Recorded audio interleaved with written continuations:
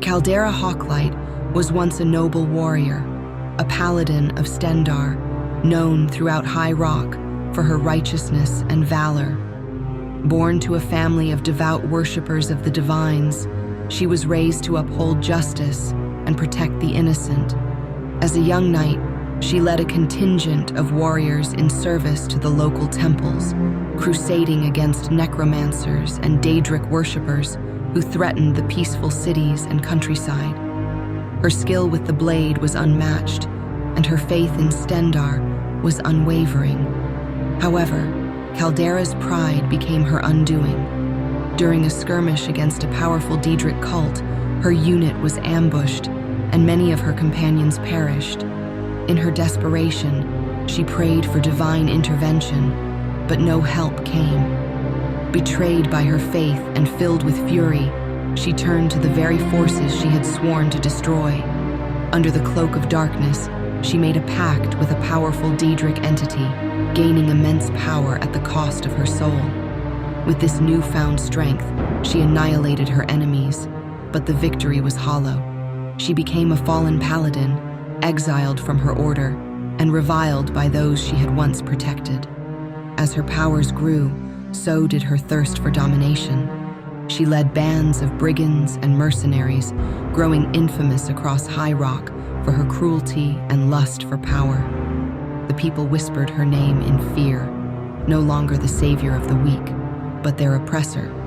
Her downfall came when she sought control of a remote village that housed an ancient relic tied to her former god, Stendarr. She sought to destroy it and sever all ties to her past, but before she could, she was captured by imperial forces. Branded a heretic and traitor, Caldera was sentenced to life imprisonment and shipped to Morrowind on a prison ship. Now, bound in chains, she travels to Seyda-Neen, harboring a dark hope that in this strange land, she might rise again to power. Caldera's worldview is deeply cynical. She believes the gods have abandoned their followers and that the only true power comes from one's own will and strength. Her fall from grace left her disillusioned with the concept of justice or righteousness, and now she seeks only personal power and control over her destiny. Her pact with a Daedric lord has taught her that alliances are fleeting and that trust is a weapon easily turned against the naive. Caldera is motivated by a thirst for power and revenge. She seeks to reclaim her status, not as a holy knight, but as a figure of fear and domination. She also harbors a burning hatred for the divines, especially Stendarr, whom she believes betrayed her in her time of need. Her ultimate goal is to amass enough power to challenge the very gods themselves, destroying the forces of good and creating a world where she rules supreme. She refuses to remove her armor, even when resting, as a reminder of her constant readiness for battle. Caldera is deeply interested in Daedric artifacts, constantly seeking to uncover their secrets and increase her power. She has a fascination with ancient battles and spends much of her time reading about legendary warriors and tactics, often applying them in her own conquests.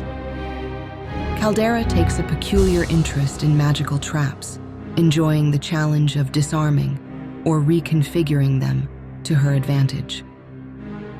Combat remains Caldera's greatest passion, and she relishes the thrill of battle, particularly against worthy opponents. She has a passion for strategy, often plotting and scheming long before engaging her enemies in open conflict. Caldera has an odd passion for collecting rare gemstones, which she sees as symbols of power and wealth. Caldera serves the Daedric prince Molag Bal, whom she believes embodies the strength and domination she seeks. Though she once served Stendarr, her heart now belongs to the Lord of Domination. She performs rituals in secret, drawing power from Molag Bal to fuel her ambitions, but is careful not to overextend her servitude, lest she become a mere puppet. Caldera's cold, unapproachable demeanor makes it difficult for her to gain allies, leaving her isolated and without support. Caldera despises weakness, particularly in those who claim to fight for a righteous cause, seeing them as delusional fools. She has a strong aversion to clerics and priests, whose sermons of faith she now views as hollow lies. Caldera secretly fears the return of Stendarr's judgment, believing that one day she may face retribution for her betrayal. She is deeply afraid of losing control, particularly over her growing Daedric powers and becoming a mindless servant of the Daedra. Caldera's deepest shame is the memory of her comrades who died during the ambush that led to her fall. She blames herself for their deaths and hates herself for surviving while they perished. Her greatest desire is to rise above the gods themselves, to no longer be subject to the whims of divine beings, and to rule over her own fate and the fates of others.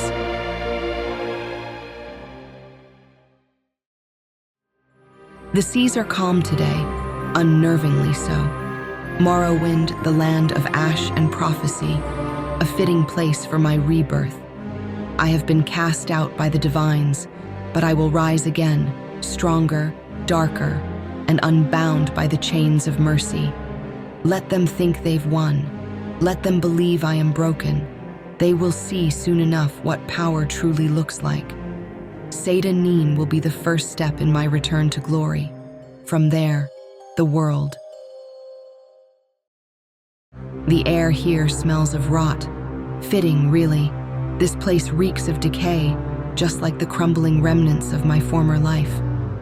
Seda Neen, a backwater swampland where the Empire thinks they can discard the unwanted. They think sending me here, shackled and humiliated, is the end. They're fools. This isn't the end, it's the beginning. I can feel the weight of their eyes, the guards, the peasants, all of them looking at me like I'm just another prisoner, just another soul washed up in this forsaken land. Let them stare. Their opinions are beneath me. These small minds wouldn't recognize power if it stood before them, wearing the armor of a fallen paladin. They're content to wallow in their insignificance, never aspiring to anything greater. Pathetic. I look around and see nothing but weakness, muddy hovels and crumbling docks. This is where the Empire sends their broken tools. But I am not broken. I've been cast aside, yes, betrayed by those I once served, abandoned by the divines.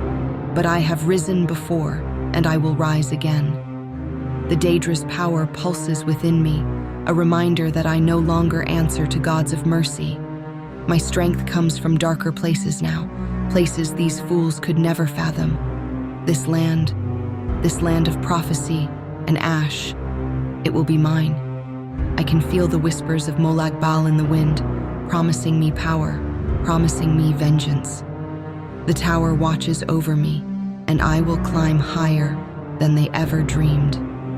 This place, this Seda Neen, is a stepping stone. From here, I will carve a path to domination, and anyone foolish enough to stand in my way will fall, just like the weaklings back in High Rock.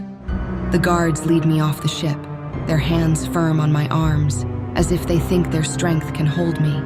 I could kill them both before they even drew their swords. But I won't. Not yet. Patience, Caldera, the time will come. I am not the naive knight I once was. Strategy now, always strategy. Let them think I am obedient, compliant. It will make it all the sweeter when I rip this world from their hands. So this is where it begins. This filthy village, this forgotten place at the edge of the world. Seda Neen. I will remember this name, not because of what it is now, but because it will be the place they will speak of in whispers, where the legend of Caldera Hawklight was reborn. The flames flicker, casting shadows that dance across the rough ground. There's something about a campfire that invites reflection, isn't there? The crackling of the wood, the warmth against the chill of night. It's almost nostalgic. It reminds me of simpler times when I sat by a fire like this, but as a different person, an idealistic, self-righteous fool, a paladin. It's almost humorous now, looking back at that girl. She was so sure of herself, wasn't she? So convinced that her cause was noble, that her blade struck for justice, for the divine. Stendarr's holy warrior, protector of the innocent, defender of the weak. She thought the world was black and white, that the righteous would be rewarded and the wicked punished. She was playing a game she didn't understand, a rigged game at that. And it's hard to believe I was once her. If I could go back and tell that girl something, well, where would I even begin? Maybe I'd start by telling her to stop looking for salvation. No one is coming. There is no higher power that cares, no guiding light, no divine justice waiting to sweep in and right the wrongs of the world. The gods, if they're even listening, have better things to do than waste their time on mortals. You're on your own, and you'd better get used to it. Though, I'm not sure that girl would believe me. No, I doubt she could even understand it. Some truths are only revealed through betrayal's cruel clarity, after all. It's almost funny, really. How earnest she was, how determined to play the role of the good knight, not realizing the whole thing was a farce.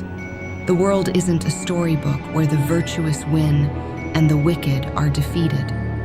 No, it's a battlefield where power is taken, not given. And she was oh so diligently following the rules of a game that was designed to chew her up and spit her out.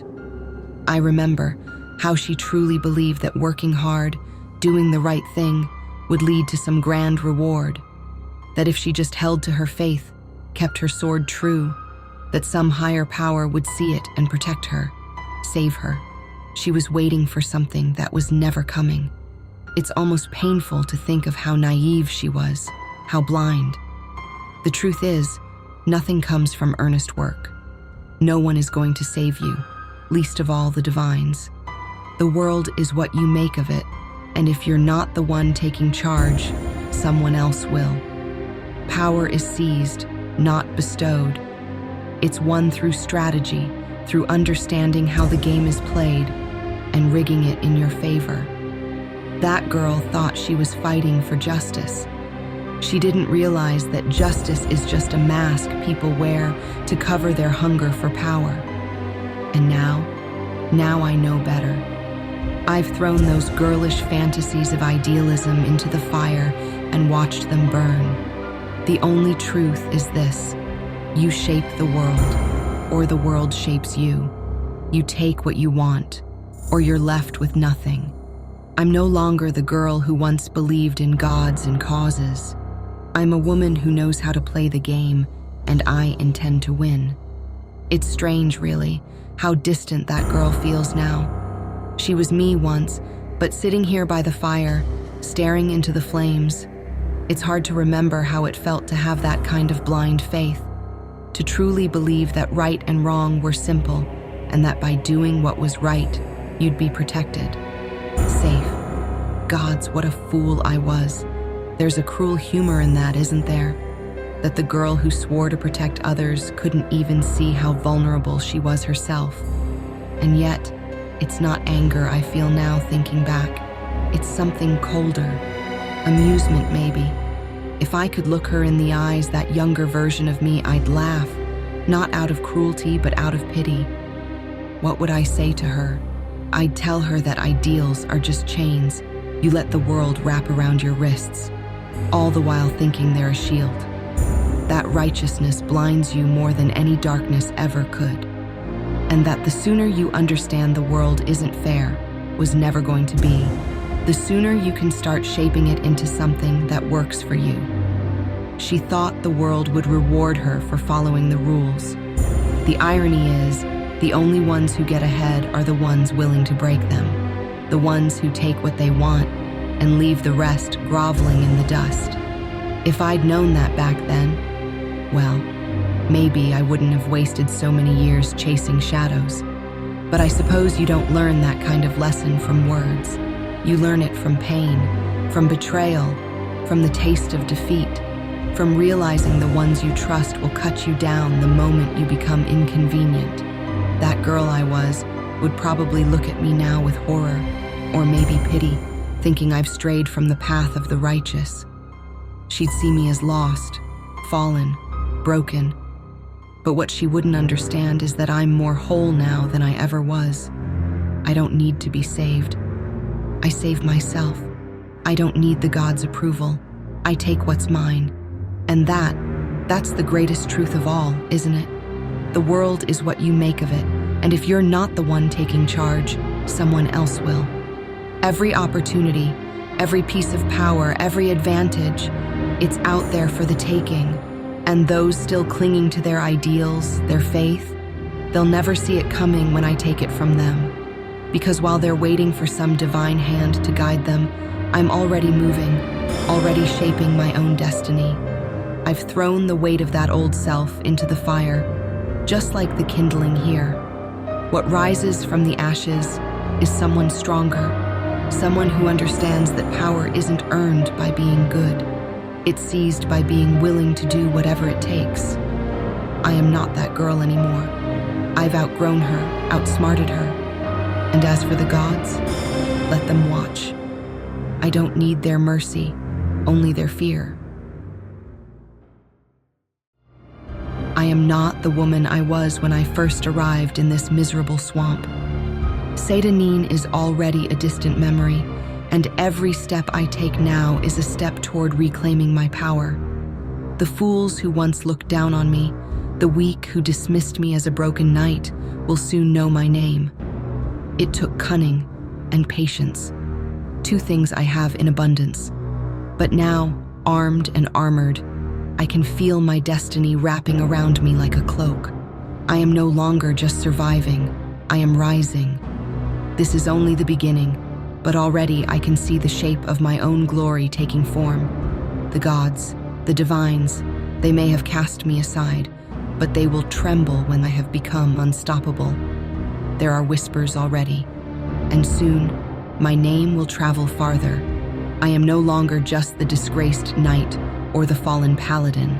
I am Caldera Hawklight, and I am well on my way to securing my own legend.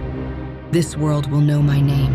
I will carve it into the bones of Morrowind itself, and nothing, no god, no mortal, no force, will stand in my way.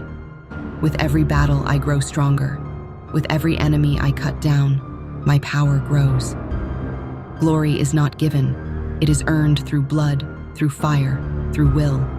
And now it is time to secure my own glory, and I will have it. I have begun to carve my name into this world, but the work is far from finished. I will rise higher, but to do so I must be strategic. Morrowind is full of opportunities, and I will exploit every one of them. In the streets, they do not whisper my name. To them, I am still just an outlander, a foreigner with no place in their ranks, no claim to the power that flows through this land. That will change, and I will build my rise to glory right here, under their noses. Let them underestimate me. By the time they see my true strength, it will be too late. I shudder at the thought of following orders from small-minded warriors, men and mer who couldn't fathom the power I seek. But I've learned patience since coming here. I've learned that sometimes to rise above, you must first kneel. Strategically, a guild could be useful, a way to build my reputation, to grow my influence among the streets. The people here value strength, and I will give them what they want, even if I must play their game for a time. To join a guild would be to plant the seeds of my legacy. Let them see me as a warrior, as someone to be feared. I will do their petty tasks, fight their battles, and climb their ranks, not because I care for their cause, but because my name will spread. Soon, when they speak of Caldera Hawklight, they will not see an outlander. They will see a force, ruthless, unstoppable, a warrior shaped by the fires of her own ambition. In the meantime, while I play this game of theirs, I will walk another path. The Daedric princes are not bound by the petty concerns of men. and their power is far greater than any guild. I will find their shrines in secret and do their bidding. Each task I complete will forge stronger connections to their power, and they will come to know me as their champion. The Dunmer may see me as nothing more than an outlander now, but I will change that. I am no longer the desperate prisoner who arrived in Seda Neen. Morrowind and its people will test me, and I will prove myself. I will rise, gaining their respect while building a reputation in the shadows as a warrior to be feared. With the Daedra behind me and my name growing in the streets, I will become something far greater than they can imagine. This land will become my battlefield, but my war is not just with the weak who walk these streets. It is with the divines themselves.